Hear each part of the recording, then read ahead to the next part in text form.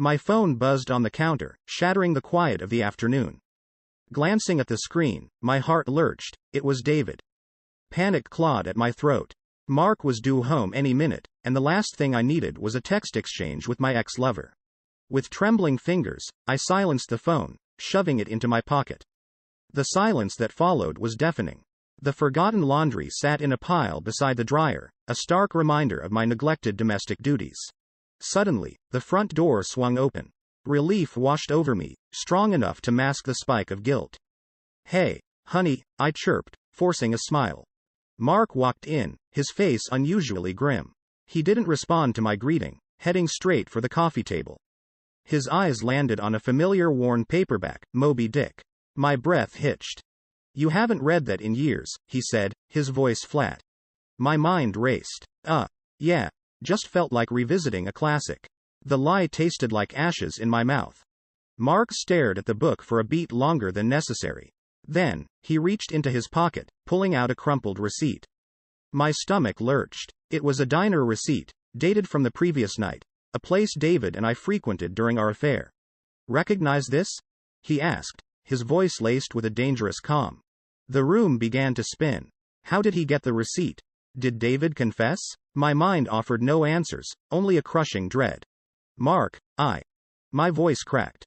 I was trapped, cornered like a frightened animal. He slammed the receipt on the table, the sound echoing through the small space. "Don't lie to me, Sarah. Tell me everything." Tears welled up in my eyes, blurring my vision. Years of deceit and betrayal threatened to spill out, each word a potential avalanche that could bury our marriage forever. My stomach lurched like a fish on a hook. Mark held up a credit card statement, his knuckles white with barely contained fury. It wasn't ours. The name embossed in gold screamed like a siren, David Thompson. "What is this?" The words came out a strangled whisper. Denial felt useless, a flimsy shield against the storm brewing in his eyes. My mind raced, desperately searching for an escape route. I don't know," I stammered, the lie a bitter pill on my tongue. He slammed the statement on the table, the plastic crackling with the force. "Don't play dumb, Sarah. Explain this." Panic clawed at my throat. How did he get David's credit card? Did they fight? Did David, in a fit of anger, expose our entire affair? Every scenario led to a dead end, each one worse than the last. "Mark, please, it's not what it looks like," I pleaded, desperation creeping into my voice. He leaned forward, his voice low and dangerous. "Then tell me, what does it look like?" Tears welled up in my eyes, blurring the harsh lines of his face. The weight of my betrayal pressed down on me, suffocating. In that moment, confessing the truth seemed like the only way to breathe, even if it meant losing everything. But before the words could form on my lips, the doorbell rang. It was a sharp, insistent sound that sliced through the tension-filled room. Relief washed over me, cold and unwelcome. A temporary reprieve, a chance to gather my thoughts, a cruel twist of fate. Who could that be at this hour? Mark muttered, his gaze flickering away from me for the first time. "I don't know," I mumbled back, my voice barely above a whisper. With a silent prayer, I moved towards the door, each step heavy with dread. The insistent ringing of the doorbell escalated into a frantic pounding. Mark, his face a mask of suppressed anger, moved past me towards the door. My heart hammered against my ribs, a frantic drum solo keeping time with the pounding. "Coming," Mark called out, his voice strained. A sliver of hope pierced through the suffocating dread. Maybe it was a neighbor with a misplaced dog, a salesman hawking vacuum cleaners at the worst possible time. Anything, anyone, to delay the inevitable. The door swung open. Standing on the porch, bathed in the harsh glow of the porch light, was David. A sickening mix of emotions flooded me, surprise, fear, and a flicker of perverse relief. "Mark?" David said, his voice laced with confusion. Hi, is Sarah here?" Mark didn't answer. He simply stared, his gaze flickering between me and David, a silent accusation hanging heavy in the air. David shifted uncomfortably, glancing back at his car parked across the street. "Look, it's kinda late, can I talk to her inside?" My breath hitched. "David, what are you doing here?" The words tumbled out, desperate and laced with a hint of betrayal. Didn't he understand the situation he was walking into? He turned towards me, a flicker of annoyance crossing his face.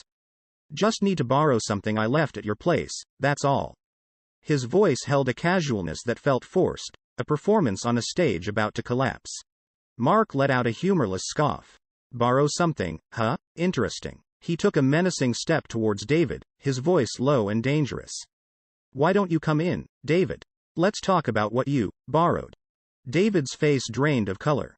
The confident smirk from a moment ago was replaced by a look of dawning horror. He opened his mouth to speak, but no sound came out. The silence stretched, thick and suffocating. In that frozen moment, the truth hung in the air, a silent scream about to shatter the fragile peace of our world. The carefully constructed web of lies I'd woven was about to unravel, leaving me tangled in its sticky threads. My phone buzzed on the nightstand, the harsh sound ripping through the tense silence that had settled in the living room. David, still frozen in the doorway, cast a nervous glance at the glowing screen.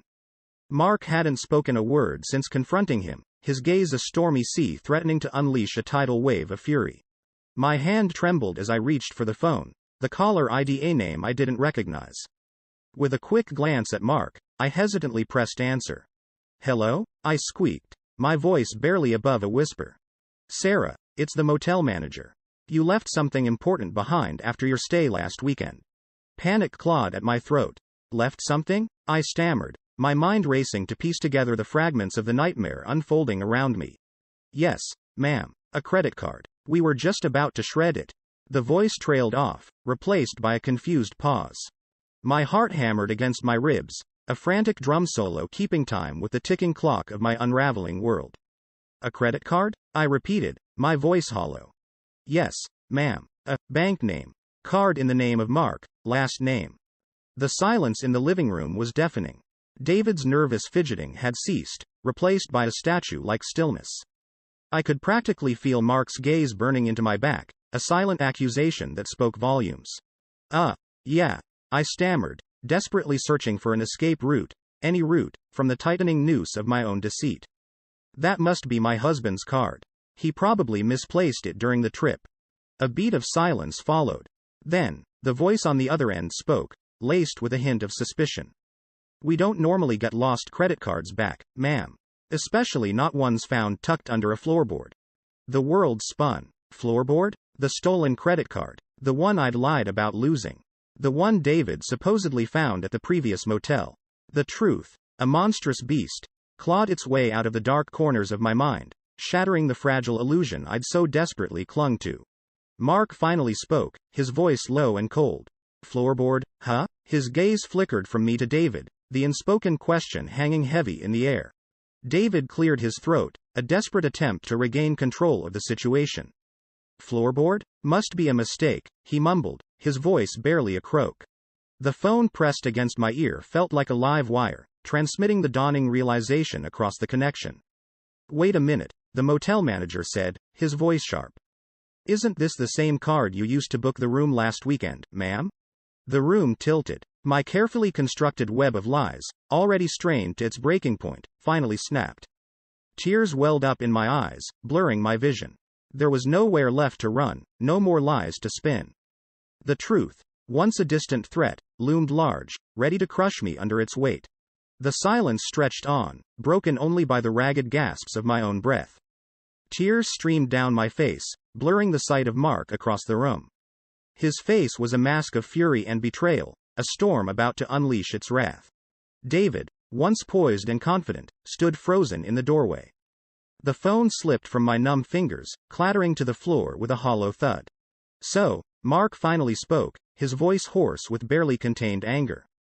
The lost credit card, huh? Found under a floorboard, you say? I couldn't meet his gaze. Shame burned hotter than the tears on my cheeks. Every lie I'd spun, every excuse I'd fabricated, crumbled around me like sandcastles under a tidal wave. Mark, My voice cracked, a pathetic whimper lost in the suffocating silence. David finally found his voice, a desperate attempt to salvage the situation. It's a misunderstanding, Mark. But Mark cut him off, his voice laced with icy contempt. You don't get to explain this, David. He took a menacing step towards David, his anger barely contained. This is between me and my wife. And Sarah, he turned to me, his voice dripping with disappointment. "You have a lot of explaining to do." A sob escaped my lips. The truth, a monstrous weight I'd carried for weeks, finally spilled out in a torrent of words. I confessed everything: the accidental encounters, the stolen kisses, the weekend getaway fueled by borrowed money, and a desperate need for escape. With each word, Mark's face hardened further. The man I loved, the man I'd built a life with, seemed to shrink before my eyes, replaced by a stranger filled with hurt and anger. David, the object of my fleeting infatuation, watched in stunned silence. The confident facade he'd worn had vanished, replaced by a flicker of fear and a dawning realization that he was caught in the crossfire of a marriage on the brink of collapse. As I finished my confession, a heavy silence descended upon the room. The air crackled with tension, thick with the weight of shattered trust and a future hanging precariously in the balance. Mark looked at me, his eyes filled with a pain that cut deeper than any accusation. "Why, Sarah?" he asked, his voice barely a whisper. The question hung in the air, a plea for understanding that I couldn't answer. The reasons, a tangled web of neglect, boredom, and a misplaced desire for excitement, seemed hollow and insignificant in the face of the damage I'd inflicted. Tears streamed down my face, blurring my vision. I reached out a hand to him, a desperate attempt for connection, but he flinched back as if from a burning flame. The future stretched before me, an uncertain landscape filled with the wreckage of my own choices. The question of how to rebuild trust, if it was even possible, loomed large, a daunting mountain I had to climb alone, with the weight of my betrayal a heavy burden on my shoulders. My heart lurched like a fish on a hook. An unknown number flashed on my phone screen. An unsettling premonition crawled up my spine, a cold sweat prickling my skin. Hesitantly, I pressed answer. "Hello?" My voice trembled, barely a whisper. "Mrs. Mark, last name." A gruff voice rasped through the receiver. My stomach twisted into a knot. "Yes, this is she," I stammered, my voice barely above a squeak. "This is John, from the Starry Pine Motel." The name sent a jolt of fear through me. "Listen, ma'am, I gotta come clean about something." Panic clawed at my throat. "Clean about what?" I forced the words out, each syllable a struggle. He sighed heavily. "That credit card you called about a while back? The one under the floorboard?" My breath hitched. "Yes? Well, turns out the guy who rented the room with that card, he's been here a few times before. Always with different women." The world spun. The air left my lungs, replaced by a crushing emptiness. David, the charming neighbor, the supposed object of my fleeting desire, was a serial cheater? The betrayal cut deeper than Mark's ever could, a sickening realization that shattered the last vestiges of the fantasy I'd built. "Are you sure?" I croaked, the question a desperate plea for a shred of doubt. "Positive, ma'am. Recognized your voice from that frantic call. You seemed worried sick about losing the card." His words echoed in my head, each one a hammer blow to the fragile hope that remained. My carefully constructed narrative, the web of lies I'd spun for weeks, lay in ruins. Suddenly, a surge of anger, hot and fierce, replaced the suffocating dread. David, the user, the manipulator, had played me like a fool. But no more. "Thank you for calling, Mr. John," I said, my voice surprisingly steady. "I know what I need to do." I hung up, my gaze hardening with resolve. David's web of deceit had ensnared him too, and I, armed with the truth, was ready to tear it down. With trembling fingers, I dialed Mark's office number. Each ring was an eternity, the silence on the other end a gnawing uncertainty. But I had to try. I had to confess everything. The affair, the stolen money, David's shocking revelation. Finally, his voice filled the receiver, laced with a weary indifference. "Hello? Mark, it's me, Sarah," I blurted out, tears stinging my eyes. "I need to see you. Now." Silence stretched on the other end, thick with tension. Then, a single word, laced with a flicker of hope, pierced the suffocating silence. "Where?" The door swung open, revealing Mark's tired but resolute face. The raw pain in his eyes mirrored the gaping ache in my own chest. I didn't waste time with apologies or justifications. I had to tell him everything, the truth laid bare even if it meant losing him forever. Tears streamed down my face as I poured out my confession. I spoke of David's manipulations, his string of women, the cruel truth revealed by the motel owner. My voice cracked as I admitted the depths of my betrayal, the stolen money, the weekend getaway fueled by lies. With each word, Mark's face seemed to harden further. The flicker of hope I'd clung to dwindled with every passing second. When I finished, a heavy silence descended upon the room, thick with the weight of shattered trust. Then, in a voice devoid of emotion, he spoke the words that shattered the last vestiges of my fragile world. Get out. The command hit me like a physical blow. I opened my mouth to plead, to beg for forgiveness, for a chance to rebuild what I'd so carelessly destroyed. But the words died on my lips, choked by the crushing weight of my actions. I stumbled out of the apartment, the world a blurry mess of tears and self-loathing. The once familiar hallway stretched before me, a desolate path leading away from the life I'd known. Back at the empty house, the silence was deafening.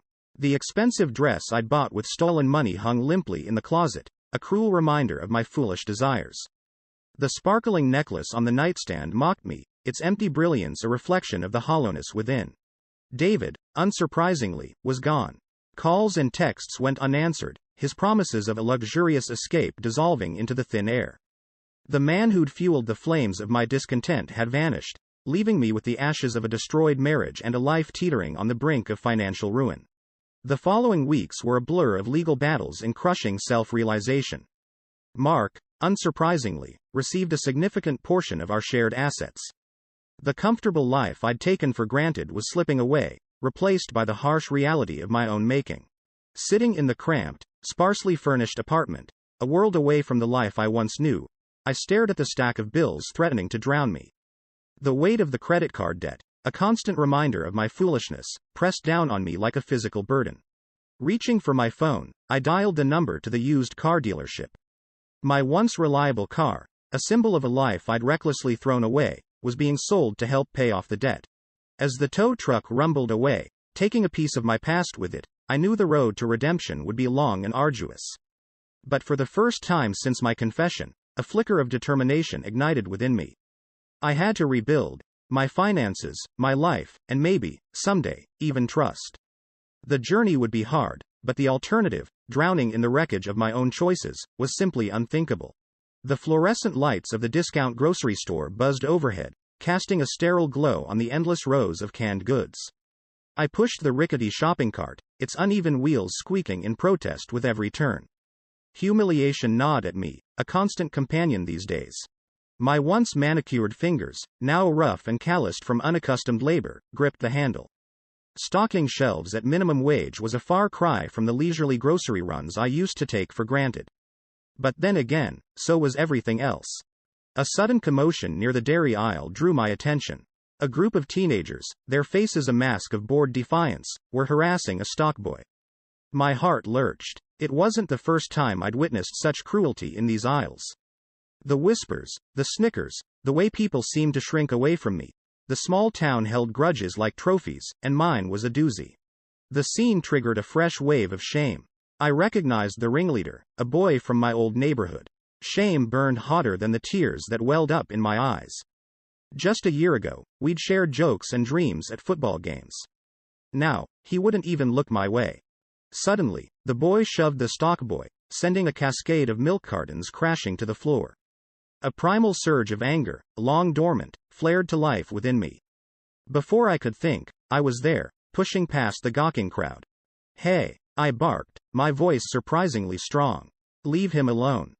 The teenagers turned, their faces a mixture of surprise and amusement. The ringleader, a smirk twisting his lips, sauntered towards me. "Who are you, his grandma?"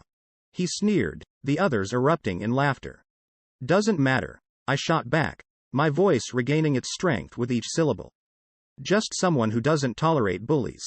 The laughter died down, replaced by an uncomfortable silence. The tension crackled in the air, thick and heavy. For a long moment, we stared each other down. Then, with a muttered curse, the ringleader turned and stalked away, his posse trailing behind him like a pack of dejected wolves. The stockboy, a skinny kid with wide, grateful eyes, looked at me with a mixture of awe and hero worship. "Thanks," he mumbled, scrambling to pick up the fallen cartons. "No problem," I said gruffly, a flicker of warmth spreading through my chest. It wasn't much, but for the first time in a long time, I hadn't cowered. I'd faced down the whispers, the judgment, and maybe, just maybe, taken a small step towards reclaiming a shred of dignity. As I continued with my shopping, a thought struck me. Maybe, just maybe, redemption wasn't as far-fetched as I thought. It wouldn't be easy. Rebuilding trust with myself and the world around me, but perhaps, like the dented, rusty cart I pushed, I could still be of use. The road ahead remained long and arduous, but for the first time since my fall from grace, I felt a flicker of hope, a tiny spark of determination to write a new chapter in my story. The insistent rapping on the door shattered the fragile peace of my tiny apartment. Rain lashed against the windows, a relentless drumbeat echoing the turmoil within me. It was an unwelcome sound, an interruption to the quiet routine that had become my life. Wiping my hands on my dish towel, I approached the door cautiously. Peeking through the peephole, my breath hitched. Standing on the stoop, soaked to the bone, was David. Years had not been kind. His once confident swagger was gone, replaced by a stooped posture and a paunch straining against his two